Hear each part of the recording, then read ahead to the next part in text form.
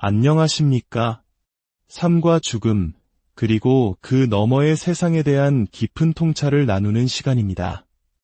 우리는 종종 죽음 이후의 세상은 어떤 모습일지, 우리의 존재는 어디로 향하게 될지 궁금해하곤 합니다. 오늘 우리는 수술 도중 잠시 죽음을 맞이하고 그 경계 너머에서 예수님을 만난 한 여성의 경이로운 이야기를 나누고자 합니다. 이야기는 단순히 한 개인의 특별한 경험을 넘어 우리 각자의 삶과 믿음의 깊은 울림을 줄 것입니다. 이야기를 시작하기에 앞서 오늘 이 시간이 당신의 마음에 작은 위로와 희망의 빛을 전해준다면 이 영상을 소중한 이들과 함께 나누어 주십시오. 말씀의 은혜를 나누는 것은 가장 큰 축복입니다. 또한 구독을 통해 저희와 계속해서 영혼을 살찌우는 여정을 함께해 주시길 바랍니다.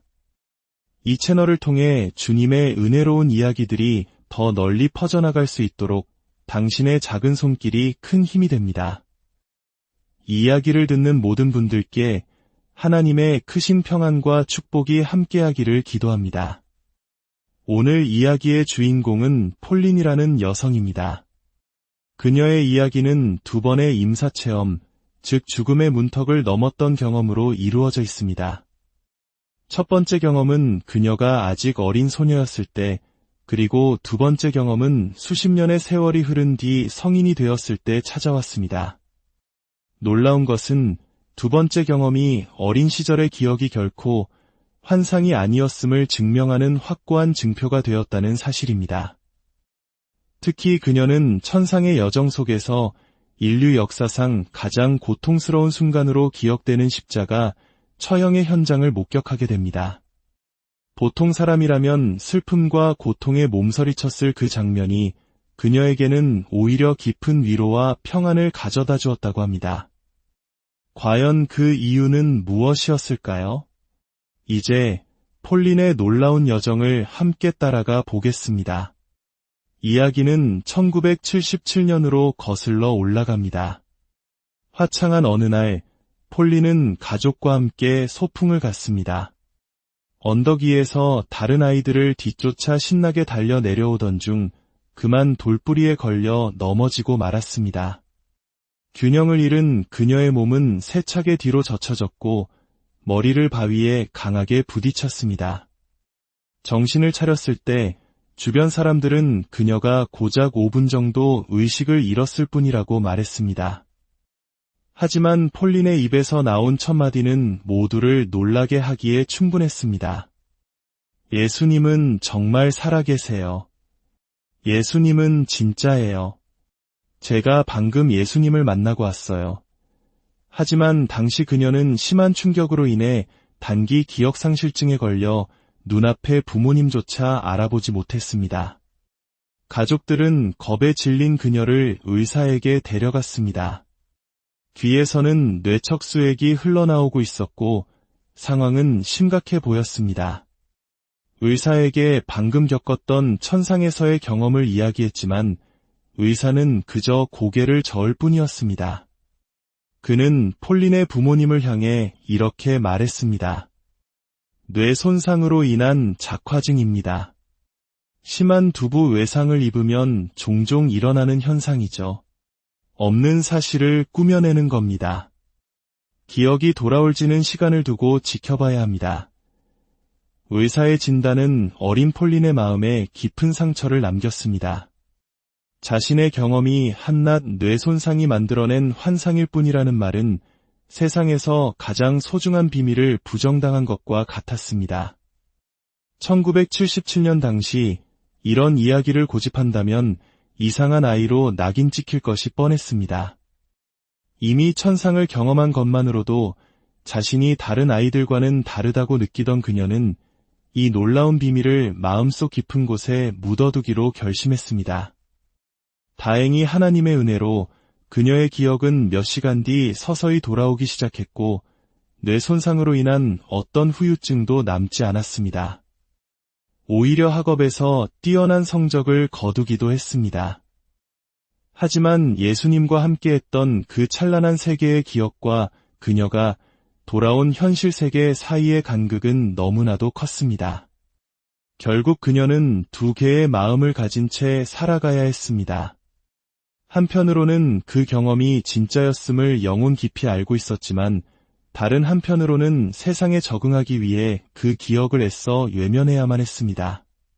그렇게 45년이라는 긴 세월이 흘렀습니다. 그녀는 평범한 사람들처럼 세속적인 삶을 살았습니다. 결혼과 이혼을 겪고 홀로 아이를 키웠으며 새로운 사람을 만나 재혼하기도 했습니다. 하지만 상처 입은 사람들이 서로에게 더 깊은 상처를 주듯 두 번째 결혼 생활은 가정폭력이라는 비극으로 얼룩졌습니다.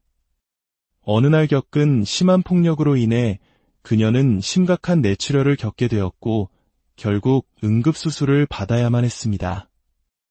수술실로 들어가는 그녀의 마음은 전 남편에 대한 쓴 마음과 용서하지 못하는 분노로 가득 차 있었습니다. 어린 시절의 신비로운 경험은 이미 기억의 저편으로 사라진 지 오래였습니다. 그녀는 그저 고통과 원망 속에서 수술대에 올랐습니다. 차가운 수술대 위에서 마취에 빠져들었을 때 그녀는 자신이 깨어났다고 생각했습니다. 누군가가 자신을 일으켜 수술대에서 침대로 옮기려는 듯했습니다. 하지만 문득 이상한 생각이 들었습니다. 수술 전에도 혼자서는 앉을 수 없을 만큼 고통스러웠는데 대수술을 마친 후에 스스로 앉는다는 것은 불가능한 일이었기 때문입니다.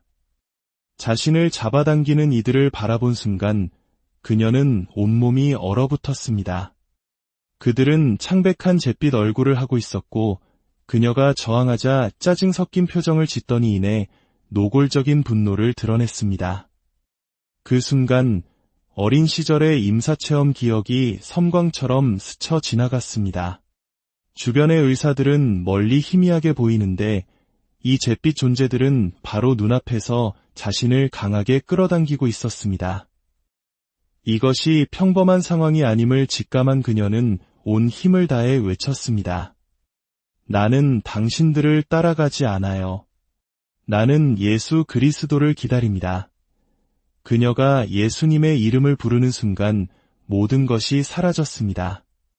잿빛 존재들은 흔적도 없이 사라지고 그녀는 다시 깊고 평온한 마취의 어둠 속으로 빠져들었습니다. 그리고 마침내 회복실에서 눈을 떴을 때 폴리는 완전히 새로운 세상을 보게 되었습니다. 간호사들과 의사들, 그녀의 눈에 비친 모든 사람들에게서 부드럽고 아름다운 빛, 즉 후광이 뿜어져 나오고 있었습니다.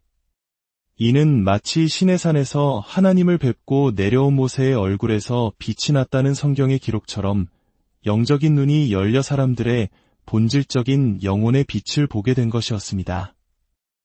이 두 번째 임사체험은 그녀에게 확신을 주었습니다. 45년 전 11살 소녀가 겪었던 그 놀라운 경험은 뇌손상으로 인한 환상이 아니라 명백한 실제였음을 깨닫게 된 것입니다.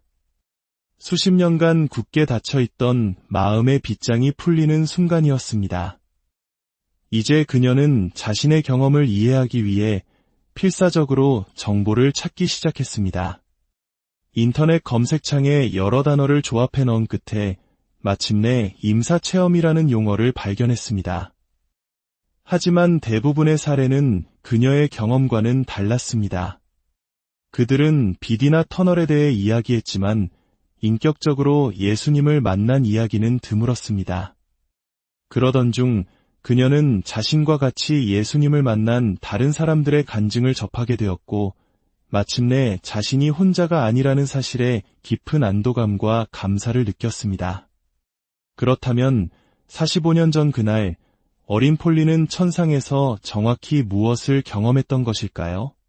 바위에 머리를 부딪힌 순간 고통은 전혀 느껴지지 않았습니다. 오히려 육체라는 감옥에서 벗어난 듯한 완전한 자유와 황홀한 행복감에 휩싸였습니다. 그녀의 영혼은 부드럽게 공기 중으로 떠올라 구름을 꿰뚫고 하늘로, 더 높은 하늘로 이끌렸습니다.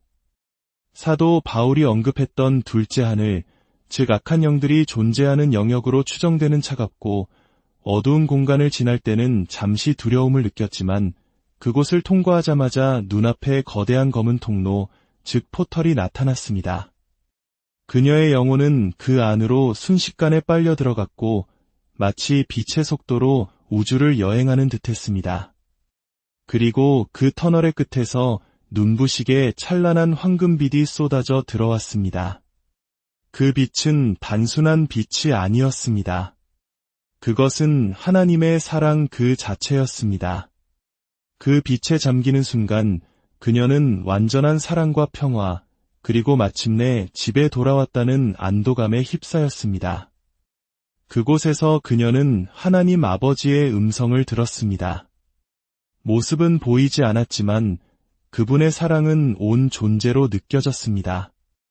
하나님께서는 세상의 모든 것, 눈에 보이는 것과 보이지 않는 모든 것이 바로 그분의 사랑으로 엮여 있고 유지된다는 심오한 진리를 어린아이도 이해할 수 있도록 알려주셨습니다. 그때였습니다. 멀리서 더 밝게 빛나는 한 존재가 그녀에게 다가오는 것이 보였습니다.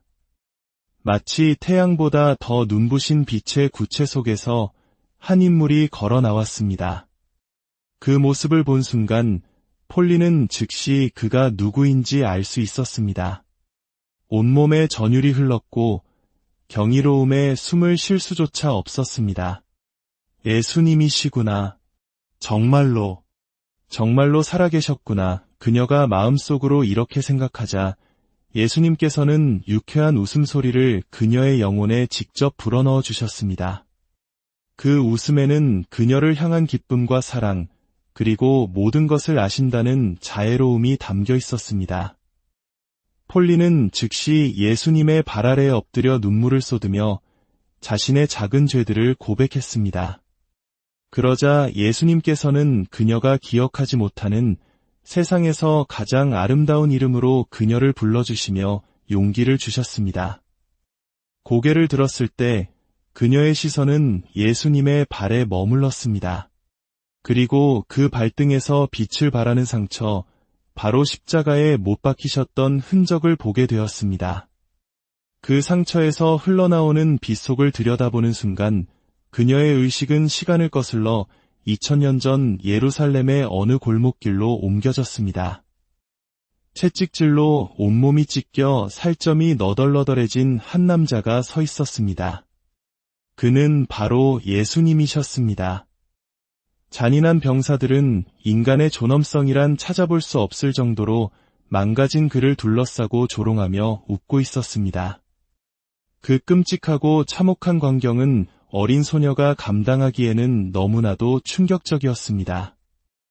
오랜 세월 동안 폴리는 예수님께서 애 자신에게 그토록 끔찍한 장면을 보여주셨는지 이해할 수 없었습니다. 하지만 이제야 깨닫게 되었습니다. 그것은 그녀를 두렵게 하기 위함이 아니었습니다. 오히려 앞으로 그녀가 인생에서 겪게 될 모든 고통을 예수님께서 이미 알고 계시며 그 고통을 함께 느끼고 이해하신다는 것을 보여주기 위함이었습니다.